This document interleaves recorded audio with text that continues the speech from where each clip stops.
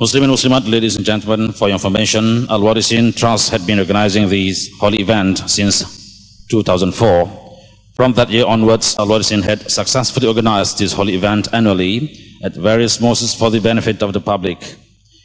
From the very beginning, this holy event has attracted many renowned scholars internationally as well as domestically to participate and to contribute in sharing their valuable knowledge. Ladies and gentlemen, first lecture for this event to be presented by His Eminence Ustaz Dr. Muhammad Uthman Al-Muhammadi. Let me share with you a brief info of the first speaker. Dr. Muhammad Uthman Al-Muhammadi is a very distinguished academic fellow of Islamic Institute of Islamic Thought and Civilization, ISTAC, of International Islamic University. He is the recipient of the National Al-Hijrah Personality Award of 1426 Hijrah. He has written a number of books, including the translation and annotation of Quranic commentary by the late Abdullah Yusuf Ali by the DBP in 5 volumes. Ladies and gentlemen, without further ado, may I have the honor to invite Al-Ustaz Dr. Muhammad Uthman Al-Muhammadi to deliver his lecture. Ustaz. Assalamu alaikum wa rahmatullahi wa barakatuh. A'udhu billahi minash shaitanir rajim. Bismillahirrahmanirrahim.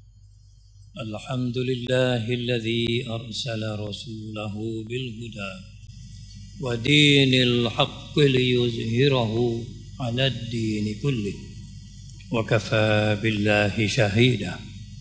Ashhadu an la ilaha illallah wa ashhadu anna Muhammadan abduhu wa rasuluh.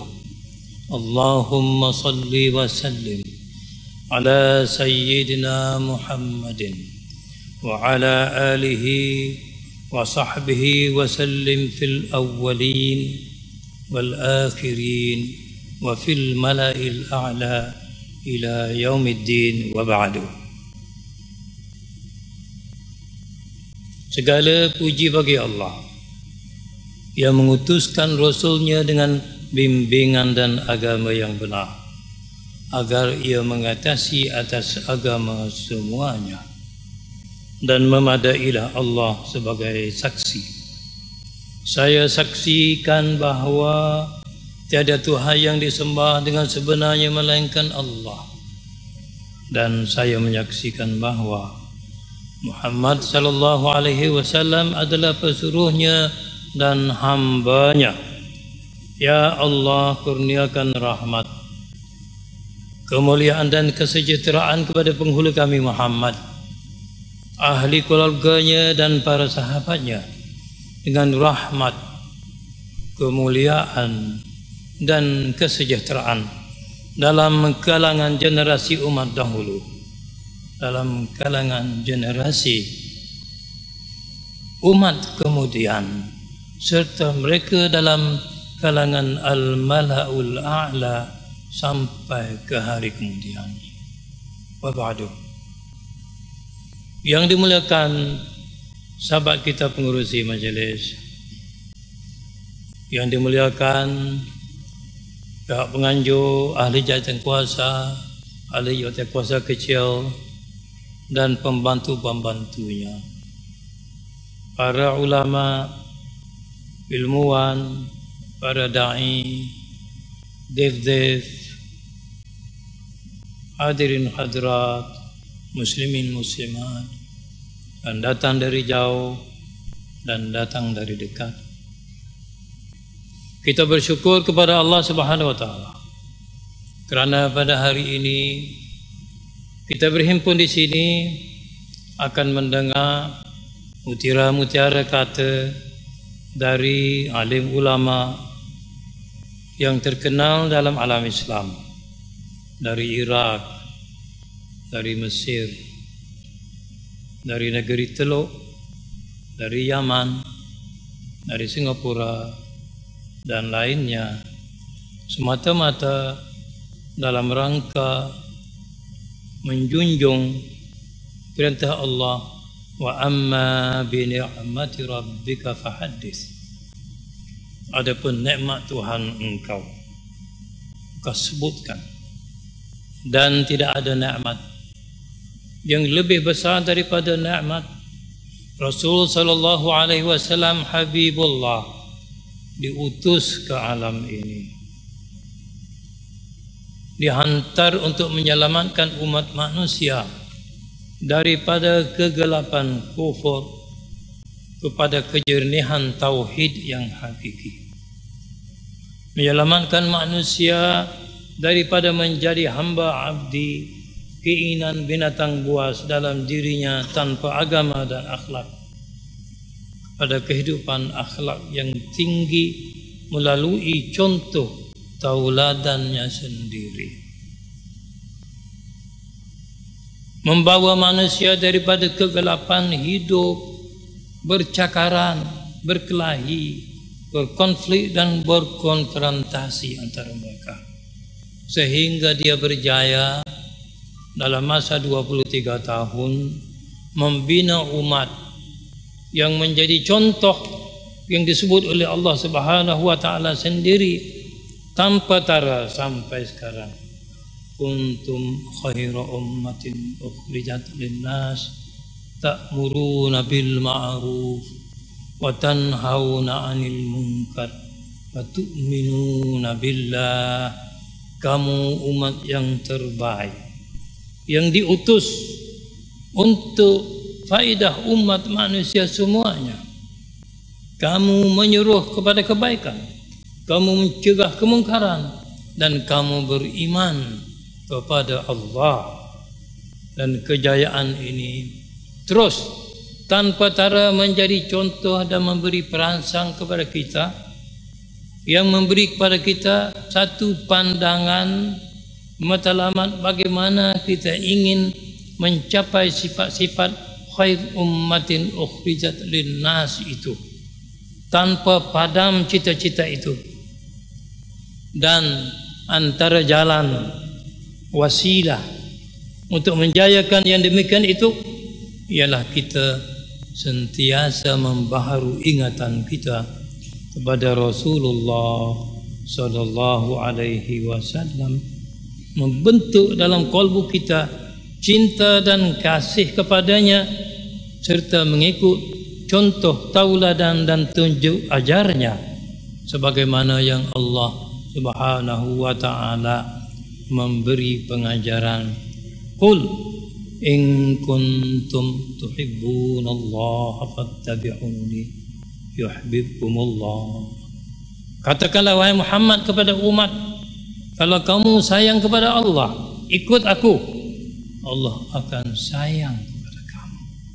Dan diikuti dengan kenyataan yang bermaksud kita diampunkan dosa kita, akan dibaikkan segala urusan kita.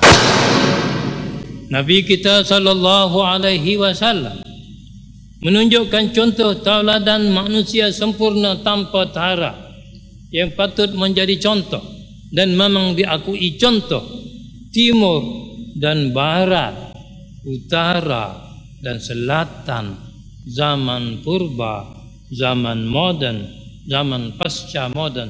Tidak ada manusia yang mampu memberi contoh sehingga seorang pengarang mengatakan, from the point of view of the grandeur of vision, scarcity of means, and astounding results, who dares to compare the Prophet of Islam with any famous man of history?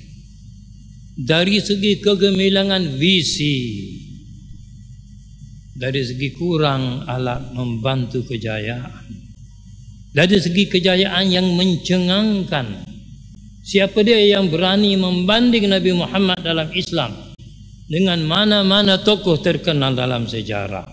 Tidak ada. Sampai sekarang pun tidak ada. Maka yang menjadi tanggungjawab pada kita sekarang ialah bagaimana kita menjadikan kesedaran dan ingatan kepada Nabi sallallahu alaihi wasallam ini adalah berupa sesuatu a moving effective force dalam hidup kita. Dia menjadi satu tenaga yang menggerakkan kita, hidup kita, dan berkesan dalam tindakan kita. Selain daripada kita berselawat kepadanya dengan mendapat ganjaran yang sebanyak-banyaknya. Allahumma salli ala Sayyidina Muhammadin wa ala alihi wa sahbihi wasallim fil awwalin wal akhirin wa fil mala'il a'la ila yaumiddin.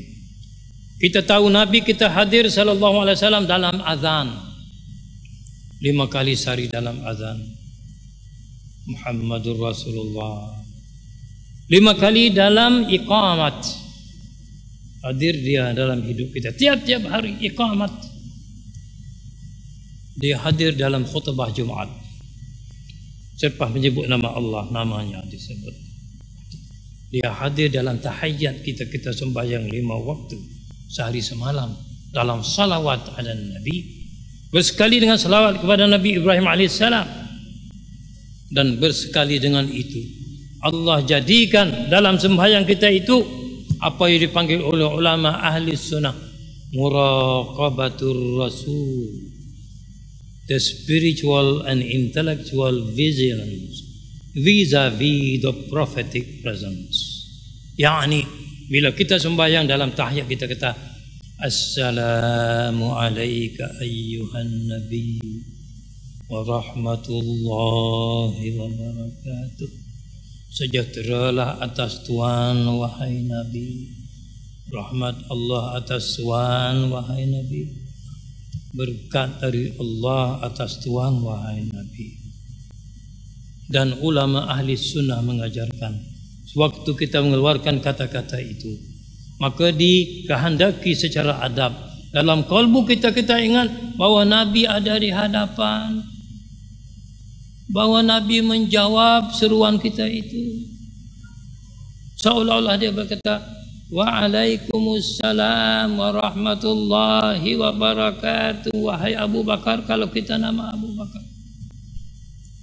Artinya keberadaan Nabi sallallahu alaihi wasallam adalah keberadaan yang hidup dalam kalbu orang mukmin. Waktu salawat, waktu tahayyat, waktu kata-kata assalamu alayka ayyuhan nabi, waktu kita zikir la ilaha illallah, kita ingat di sebalik la ilaha illallah itu Muhammadur Rasulullah. Artinya agama kita ini memiliki satu jenis framework, mekanisme untuk menjadikan kita mengalami hudurur Rasul dalam hidup kita. Soal adakah kita merasai pengalaman itu, atau adakah hanya kita kata-kata kenyataan itu sebagai kata-kata dalam ibadat untuk mendapat pahala, tapi ingatkan kita tidak tersentuh dan tidak terbentuk dengan kesadaran itu.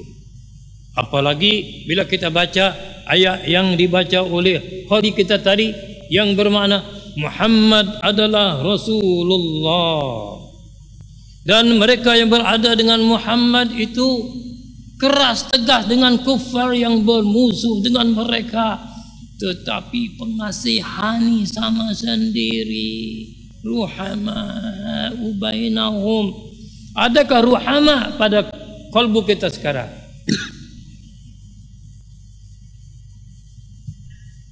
Engkau melihat mereka itu rokok dan sujud, mencari kurnia Allah dan keredaannya. Kemudian kita membaca ayat tentang jiwa Nabi di akhir surah At-Taubah. Laqad ja'akum rasulun min anfusikum azizun alaihi ma anittum harisun alaikum bil mu'minina raufur rahim fa in tawallaw faqul hasbiyallahu la ilaha illahu alaihi tawakkaltu wa huwa rabbul arsyil azim. Kalau datang seorang rasul dari kalangan kamu sendiri, amat berat atas baginda itu benda yang menyusahkan kamu, memudaratkan kamu. Teramat ingin baginda itu kepada benda yang mendatangkan kebaikan dan faedah bagi kamu. Kepada orang mukmin terlalu amat kasih sayangnya. Kalau mereka berpaling, katakan memadai Allah bagi. Kepadanya aku bertawakal. Dia Tuhan yang memiliki arasy yang maha agung.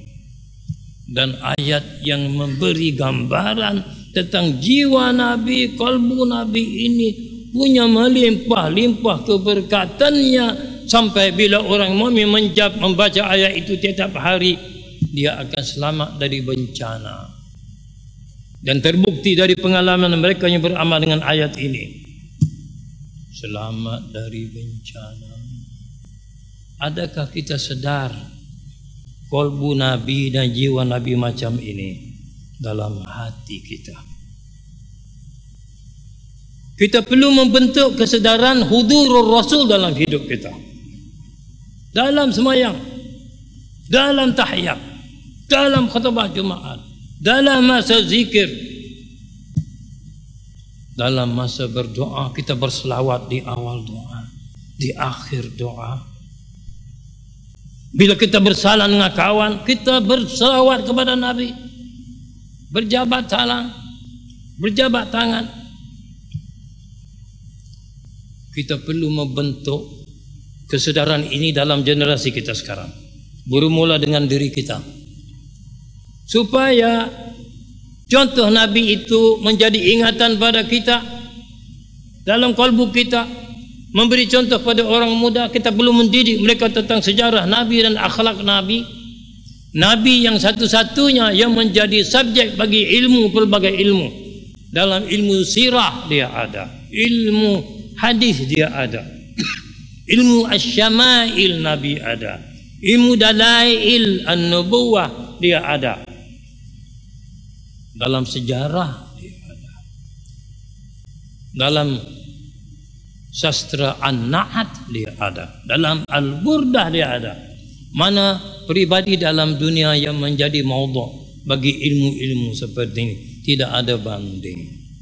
Kita perlu mendidik generasi muda kita sekarang dengan berkesan, supaya terasa dalam kalbu mereka itu Nabi itu ada, Nabi itu contoh. Kalau tidak, mereka akan dipengaruhi oleh the culture of the celebrity, budaya selebriti. Yang mempengaruhi mereka ialah orang yang pandai menyanyi, orang yang pandai berjoget dan berdansa, orang yang pandai membawa kereta laju seperti halilintar.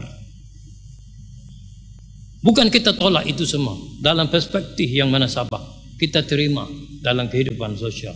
Tapi contoh keunggulan manusiawi yang diajar Quran dan Sunnah, diperkuatkan oleh ijma', tak ada contoh tauladan sampai sekarang, dan dia relevan untuk kita dan sentiasa. Maka marilah kita perkuatkan azam pada hari ini dengan keberkatan perhimpunan itu yang mencurah-curah rahmat turun insya-Allah, dengan kehadiran ulama kita dari berbagai negeri Islam dalam dunia ini. Kita azam, kita ubah diri, kita ingat sejarah Nabi, pengajaran Nabi, kita beramal dengan dia, kita kentalkan ingatan dia. Bila kita dengar azan, dengar iqamat, dengar salawat, dengar syahadat, kita membaca tahiyat, termasuk bahkan walau kita membaca Al-Fatihah, sebab ayat ihdinas siratal mustaqim siratal ladzina an'amta 'alaihim, jalan yang Engkau kurnia nikmat atas mereka itu siapa? Minan nabiyyin wasiddiqin wasyuhada wassalihin wa hasuna ulaika rafiqa, dzalikal fadlu minallahi wa kafaa billahi 'alim. أقول قولي هذا وأستغفر الله لي ولكم ولسائر المسلمين والمسلمات والمؤمنين والمؤمنات فاستغفروه إنه هو الغفور الرحيم. السلام عليكم ورحمة الله وبركاته.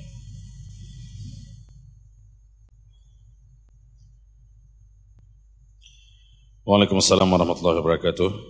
Majelis merakamkan ribuan terima kasih dan penghargaan kepada yang berbahagia Dr. Muhammad Uthman Al-Muhammadi, a very distinguished academic fellow of Institute Islamic Thought and Civilization, International Islamic University, Malaysia, IIUM.